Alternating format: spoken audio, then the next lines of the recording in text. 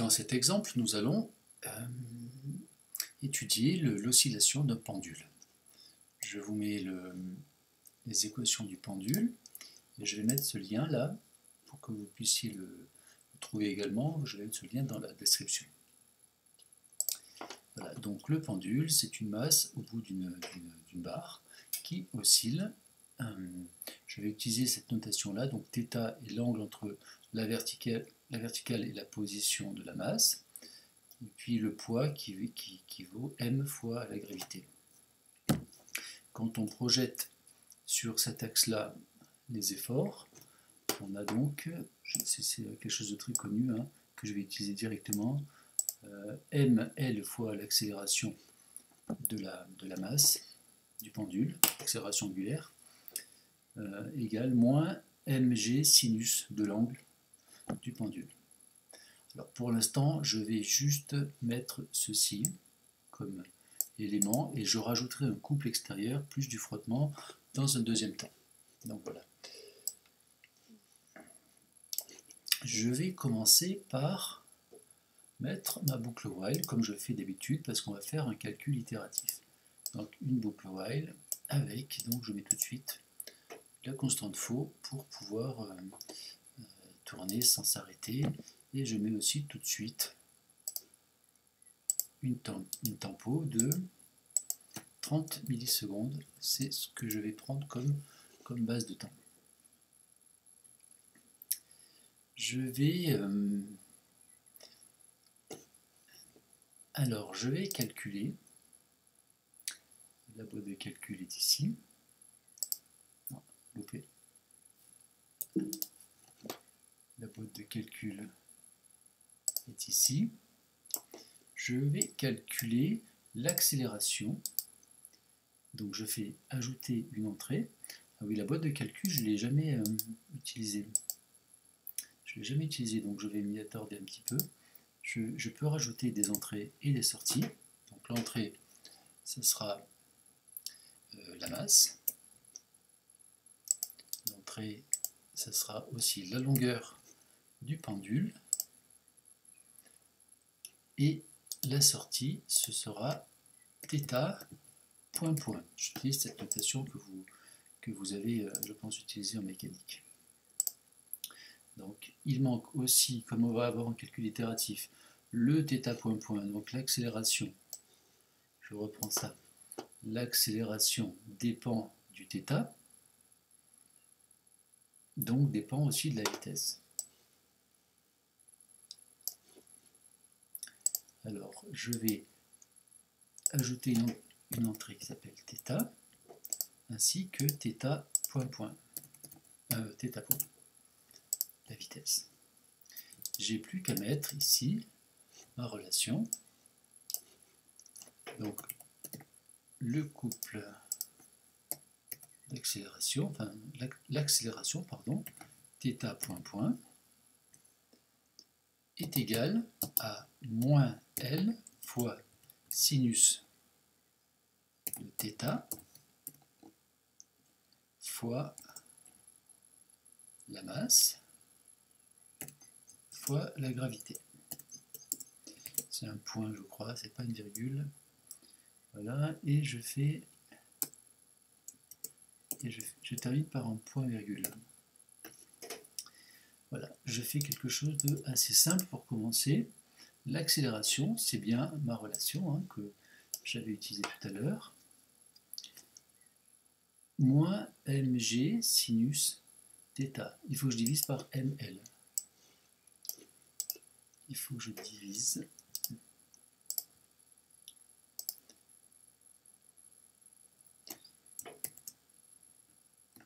par m fois L. Bien. Alors la masse, je vais prendre une valeur constante. Par exemple, la masse va être de 3 kg, la longueur va être de 0,5 mètres. Donc là c'est une virgule, hein, alors que là c'était un point, là c'est bien une virgule. Le θ, et bien là il va falloir le calculer, parce que le θ dépend du θ point point, et dépend donc de θ point. Je vais dire que, alors, comme tout à l'heure, alors dans quel sens je vais vous le faire?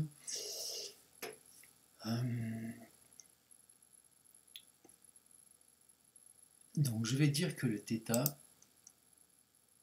j'ajoute un enregistré décalage, il vaut 0. Bon, je vais le dire après. Hein. Ça, c'est le θ. Je renseigne le θ. OK, et je vois un θ point point. Il faut que je renseigne aussi le θ point. On va s'en occuper tout à l'heure. Quand on a renseigné les deux valeurs là, on peut calculer l'accélération. Et comme on avait fait tout à l'heure, je multiplie l'accélération par le delta t. Je le multiplie par 0,03 et ça me donne le delta, enfin l'incrément de vitesse. L'incrément de vitesse angulaire, hein, pour le coup. Hein. Donc je rajoute, c'est exactement pareil que tout à l'heure, hein, c'est un calcul itératif, à cet incrément de θ point, finalement, je rajoute l'ancienne vitesse. Ça, c'est le θ point, hein, pour avoir la nouvelle vitesse. Voilà, ça marche. On va le vérifier tout à l'heure. Donc je répète, quand vous rentrez ici le θ et le θ point, vous avez cette relation qui peut se calculer. Bon, dans le cas particulier de θ point, il n'était pas utile parce que je ne fais pas intervenir le frottement, mais je le mettrai juste après. OK pour ça. Maintenant, je vais prendre cette vitesse et je vais faire le même calcul. Je prends cette vitesse que je multiplie par l'incrément, pardon, par le delta t, ça me donne un incrément de position que j'ajoute à ma position θ pour avoir la nouvelle position. Voilà. J'ai juste à dire que le θ, pour commencer, le θ initial, bon, bah, c'est par exemple 1 radian. La vitesse initiale, elle sera nulle. Donc, bon, vous ne le voyez pas, mais c'est pas grave, hein, vous connaissez ça. Elle est nulle. Et voilà, on peut lancer ce programme qui va me faire osciller mon pendule. Pour l'instant, je ne vais pas le voir parce que j'ai rien mis de graphique. Hein. J'ai mis ni graphe ni dessin. Par contre, je peux afficher ici. Je vais mettre sur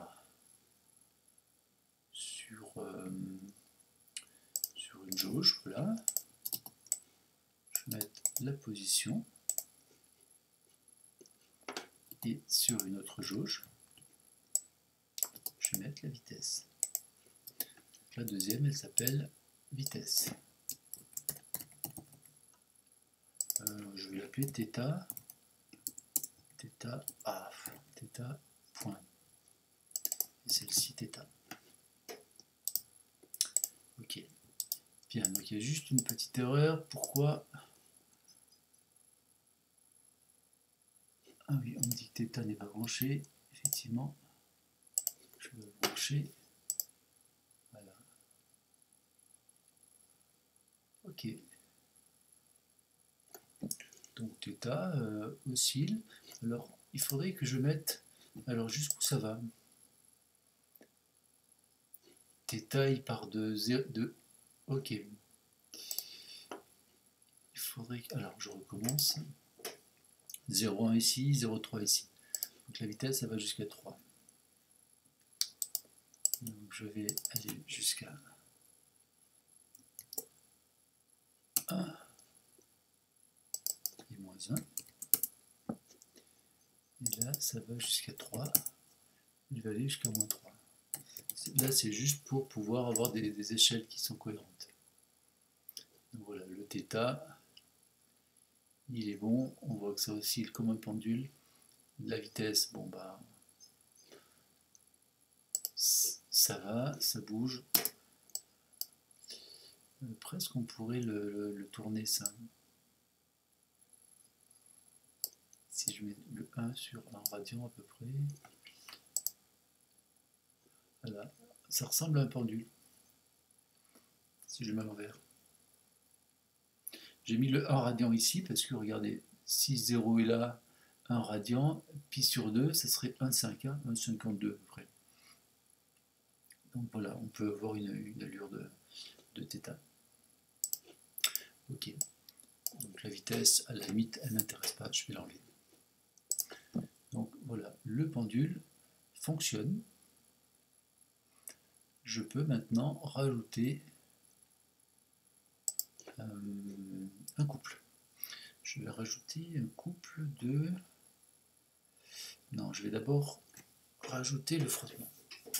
Alors, le frottement, je vais lui donner un coefficient de F. Et ici, alors moins L, ça c'était le couple de rappel, d'accord, de la masse. Et je vais enlever F, donc moins F fois donc la vitesse, θ point. Alors je reprends ici mon dessin. Quand la vitesse, alors admettons par là, vers la droite, elle est positive. Si la vitesse est positive, θ point positif, le couple doit être négatif. Donc θ point, je vais dire que ça dépend du carré de la vitesse. Ouais, allez. θ point multiplié par, je vais multiplier encore par la valeur absolue de θ point. Je vous explique après pourquoi j'ai pris la valeur absolue. Donc moins F fois θ point fois valeur absolue de θ point. Ok. Alors, est-ce que ça marche? Moins F. Ok, je crois qu'il faut que je rajoute encore une parenthèse là. Non. Alors, L et C, c'est petit qui en trop.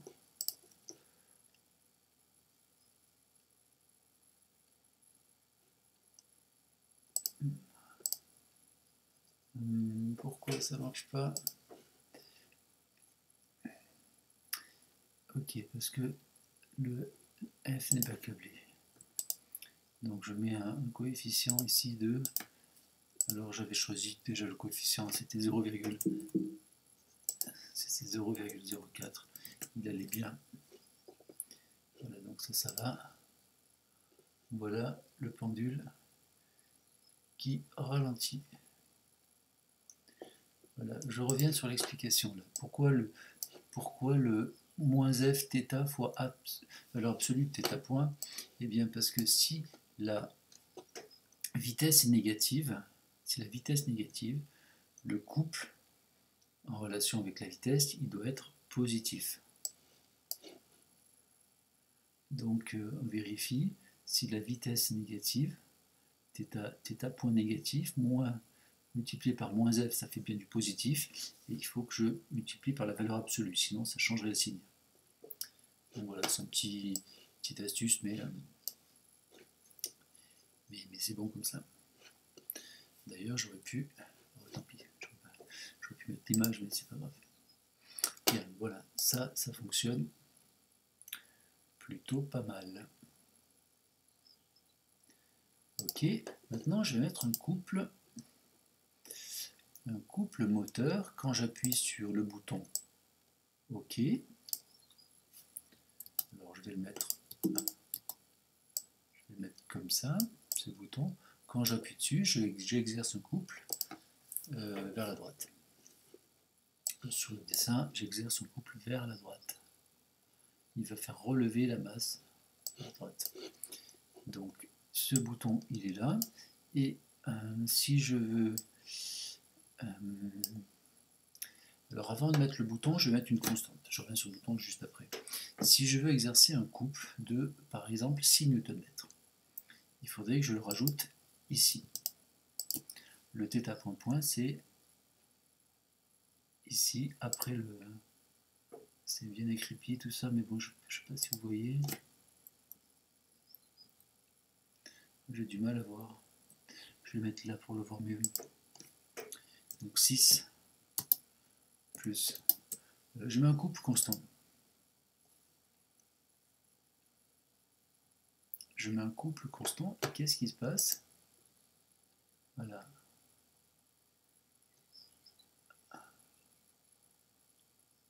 Alors, attendez, je vais aussi remettre le θ0, pardon, le θ initial à 0.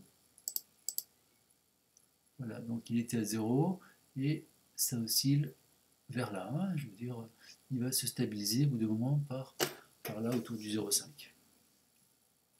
Là, j'ai mis un couple fixe. Maintenant, si je veux que le couple dépende de l'appui sur le bouton, c'est-à-dire quand j'appuie j'ai 6, quand j'appuie pas j'ai 0, eh bien, je vais utiliser un outil qui s'appelle... où est-ce qu'il est cet outil? Il est là, il s'appelle sélectionner. Alors voilà comment il va fonctionner cet outil. Vous pouvez faire CTRL H pour voir. Hein. Sur Mac c'est Shift, commande H. Voilà. Donc j'aiguille cette entrée sur la sortie si c'est vrai, ou j'aiguille l'autre entrée si c'est faux. Donc true, false. Donc je vais dire que je crée une constante qui vaut 6 et je crée une constante qui vaut 0. Si j'appuie, j'envoie 6 sur enfin il faut que je remplace le 6 là. Donc ce que je vais faire, je vais l'appeler C, couple d'entrée. Il faut que je rajoute une entrée couple.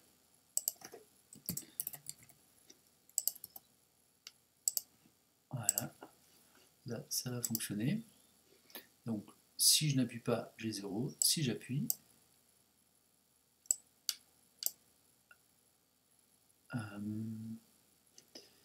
qu'est-ce qui se passe là? Je vois pas bien le fil. Oui, il est bon. Couple 6. Ah oui, c'est ça. Ok. Je clique droit sur le bouton OK et je vais prendre l'action mécanique de ce bouton. L'action mécanique, parce que il avait généré juste une impulsion, alors que moi je veux qu'il reste enfoncé. Switch until released. Il reste enfoncé jusqu'à ce que je relâche. Donc je change l'action mécanique du bouton. Voilà. Donc quand j'appuie, il reste enfoncé. Et quand je relâche, il se relâche. Hein. Ça me permet de relancer un peu plus fort le pendule, ou de le ralentir. Si j'appuie pendant qu'il revient, je le ralentis. Voilà. Bien, alors on va pas seulement s'arrêter à cette jauge, on va faire un dessin comme on l'avait fait pour la bille qui tombait. Alors, je vais prendre où est-ce que c'est déjà? Où est-ce que c'est déjà? C'est voilà, c'est dans Graph et c'est dans Contrôle 2D Picture. Alors elle est bien petite celle-ci. Ok. Alors je vais prendre 300 par 300. Vous le voyez, voilà, vous le voyez en fait. Hein. Le 300 par 300. Hop. Je ne vais pas y arriver ici. Allez, ça ira bien. Donc je vais centrer mon axe ici. Cet axe-là, je vais le centrer là. Et la longueur de la barre qui fait 0,5 là, je vais dire qu'elle fait à peu près, si on part d'ici, elle va faire 100 pixels. Hein, comme ici, de là à là j'ai 300, je vais dire que entre le centre et la bille, j'aurai 100. Alors c'est parti, je prends le picture 2D et je vais déjà prendre une fonction pour placer le centre. Alors, est-ce qu'elles sont les fonctions de tracé? Picture plot, picture function, voilà, je fixe ça ici. Et je prends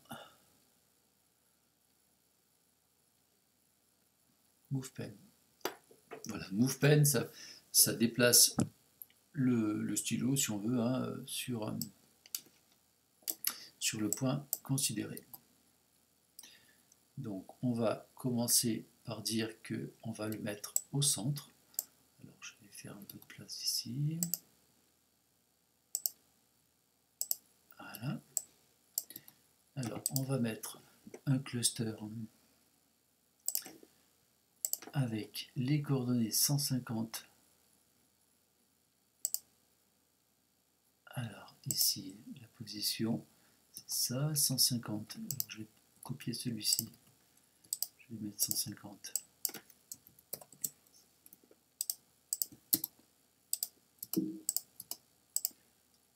Décidément, j'ai un peu de mal. 150, 150. Voilà, on a, je ne sais pas si ça marche là, mais non, on voit pas. Mais on vient de mettre on a déplacé le curseur là du dessin sur 150. Maintenant, je vais tracer une ligne. Alors, je n'ai pas besoin de faire ça parce que je l'avais déjà ici. Je trace une ligne. Et là, je vais dire qu'on prend la picture d'avant et je vais dans la nouvelle. Donc, je vais tracer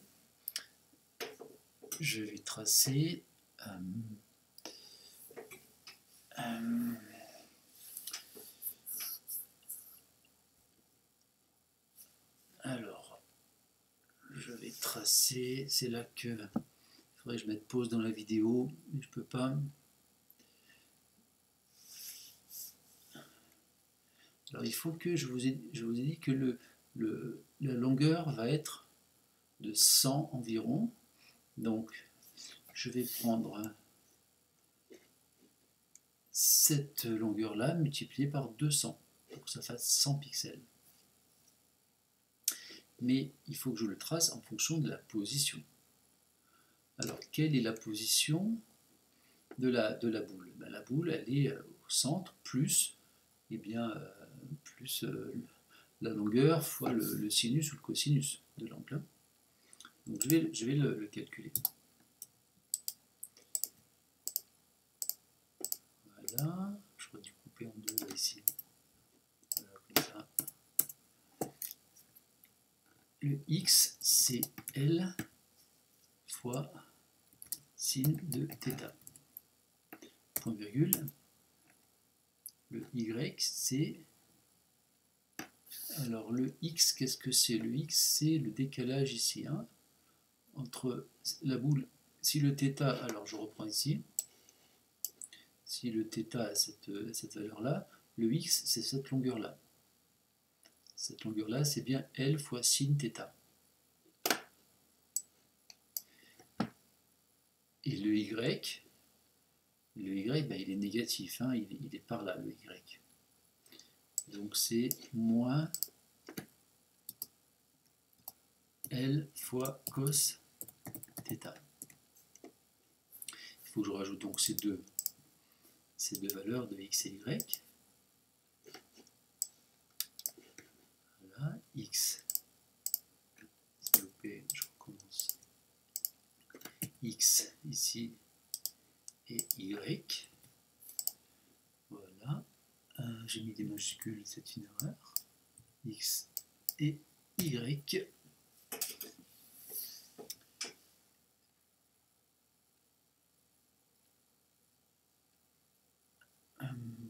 et puis je vais... Alors, c'est là que c'est un peu compliqué. Ce xy, je vais le multiplier par 200. Alors, je vais déjà le en faire. Je vais en faire donc un assemblage de ces valeurs-là et je multiplie par 200. Je copie le multiplier. Je multiplie par 200. Pourquoi? Parce que j'ai dit que comme la longueur fait 0,5, 0,5 ça doit faire 100 pixels. Donc comme ma longueur, bon quel que soit l'angle, la longueur ne changera pas, hein, d'accord? Donc on doit multiplier par 200. Voilà, et on doit rajouter l'origine. L'origine, elle est là. Donc je prends le plus. Donc ça, plus l'origine, eh bien, ça nous fait le point final. J'arrangerai tout ça après, ça sera plus joli. Voilà. Alors, ça va peut-être pas marcher tout de suite, parce que je crois qu'il manque un signe. On va le vérifier.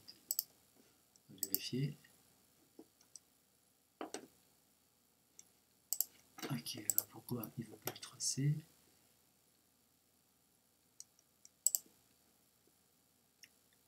Oui, il faut quand même que j'aille sur la figure. Voilà. Ok. Donc le Y, il est dans le mauvais sens. Donc je vais le changer. Eh ben, je peux l'inverser là ou je peux l'inverser là. Allez, je vais l'inverser là, ce sera peut-être plus logique. Je vais mettre un petit moins quelque part. Voilà, ici. Plus logique, je sais pas. On va voir. Voilà, j'appuie. Ok. Maintenant, j'enlève ça. J'enlève le θ qui me perturbe. C'est quand j'appuie, c'est vrai que je dois aller à droite. Hein. J'appuie, je vais à droite. Ok, ça c'est bon. Donc ce bouton d'ailleurs, il s'appelle couple. Il s'appelle pas OK. J'enlève le boulet index. Voilà. Ça marche. J'ai pas de bouton stop, mais c'est pas grave. J'appuie là. Et maintenant, je vais rajouter la petite boule. Donc la petite boule, on va dire qu'elle a un diamètre de 10 pixels. Alors, je la mets avant, entre là et là. La petite boule, elle est draw circle, c'est pas mal ça. Et je dis que je remplis, fil, je mets une constante qui sera vraie pour remplir. Et le rayon, alors le pixel center, ben le pixel center c'est la même valeur hein, en fait. C'est la même valeur que celle-ci. Et le rayon, hop là, c'est créé 10. Ok, est-ce que ça marche? Ouais. Ok, voilà un joli pendule. Et si j'appuie assez, hop, il fait le tour. Est-ce que c'est pas merveilleux ça? Maintenant, j'appuie plus. Il va ralentir parce que il y a du frottement. Voilà, vous pouvez vous amuser à changer le frottement, à changer la masse, longueur. Si je mets une longueur plus grande, si je mets 0,7, alors forcément, ça change. Alors bon, on est presque on arrive presque au bout, mais ça va changer l'équation du mouvement. Hein. Ça va être normalement la période est plus longue. La période est plus longue. Là, j'ai exercé le couple à droite, alors qu'il est j'ai réussi à le freiner parce que j'ai exercé le couple en opposition de phase. Voilà, pour qu'il fasse le tour, il faut que j'accélère au bon moment. Voilà, ok, comme ça. Si je change la masse, allez, pour rigoler, j'ai 10 kg, normalement, il y a beaucoup plus d'inertie. Là, vous allez voir que l'inertie, elle est carrément trop forte. Est-ce que j'arriverai à lui faire un tour? Ouais, à force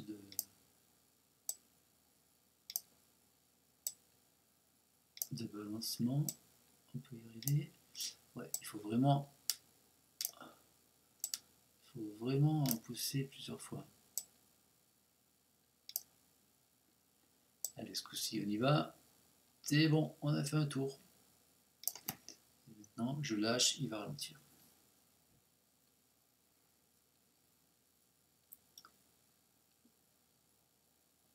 Voilà ce petit exemple